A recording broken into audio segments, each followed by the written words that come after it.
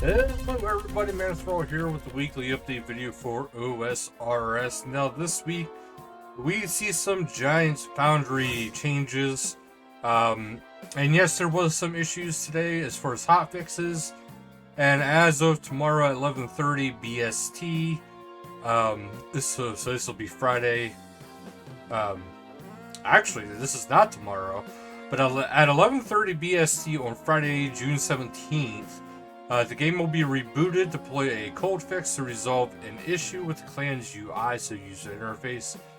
This will be accompanied by the usual 30-minute shutdown timer, with downtime being minimal, similar to in a game update. So keep that in mind.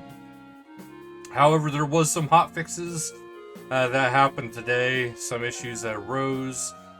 So they resolved the bug which prevented players from withdrawing runite bars from the blast furnace bar dispenser. Players will no longer erroneously lose quality when clicking the drop hammer at a specific time. We can't let you tick perfect players suffer from success. So another one, using items on the polishing wheel to repair it no longer fixes the drop hammer.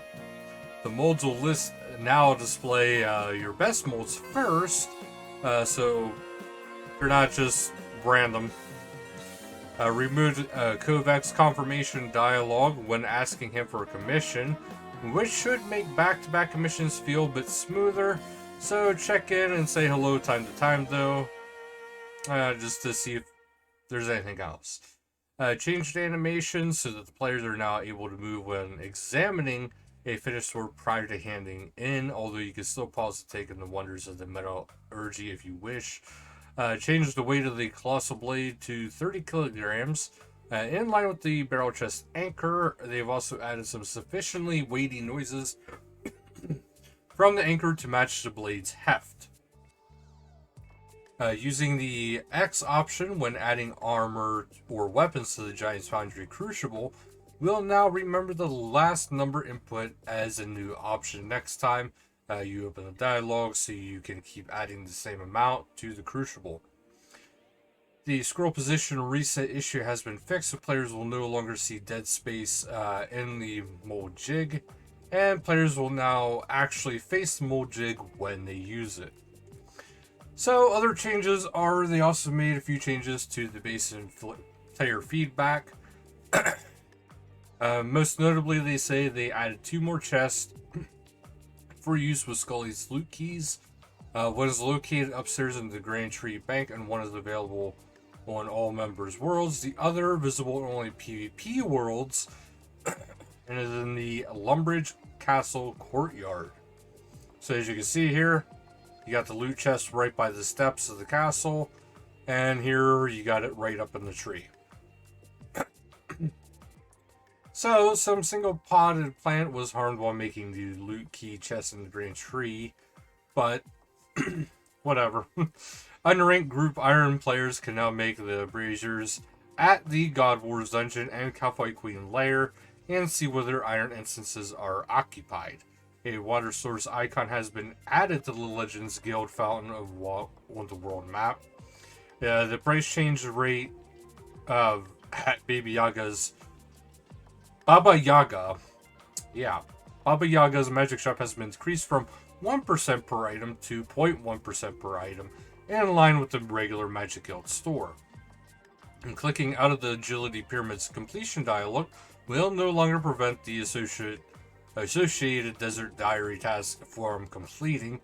Players making breadcrumbs in Recipe for Disaster are no longer given inappropriate messages about meat. The take net option about the Spirit Angler next to the Temperos reward pool no longer involves dialogue. You will no longer be reminded to use / or /G or forward or /C to chat in the respective chat channels when switching worlds. The Shazian soldiers valiantly fighting lizardmen no longer have an attack option. The door to the Zamarakian Chapel in Varrock now swings in the opposite direction. And otherwise, we have the PvP world Rhoda has moved to period B, so 560 UK PvP, 579 US high risk PvP, 561 UK free-to-play PvP, 580 US LMS competitive, and World 390 AUS for LMS competitive has been deactivated with this rota. There is a couple more things here though, guys. There is a game mode survey. I actually recently did this, but this is all your feedback, and even if you want to suggest a new game mode, and this is game modes such as, well, you can even include like Ironman kind of modes, but they mention a lot about Twisted Leagues, with leagues in general, Deadman, that kind of stuff. And if you have any suggestions for new ones, you're able to drop drop them some information. I know I did.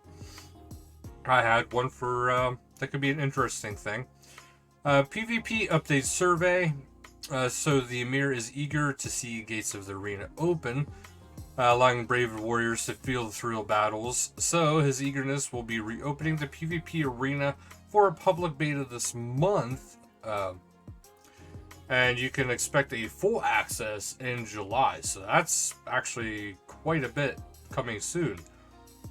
The PvP arena will offer the following rewards: Imbue Scrolls, Blighted Wave Sacks, Blighted Surge Sacks.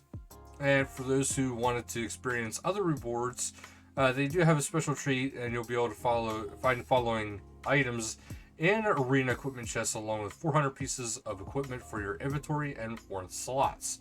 So you got the Mohammed's headgear, Korev's headgear, Seika's headgear, superior calamity armor, elite calamity armor, and fighter's wrist wraps. This is equivalent to exclusively to for the PvP arena, so this is something that you can't really take out with you.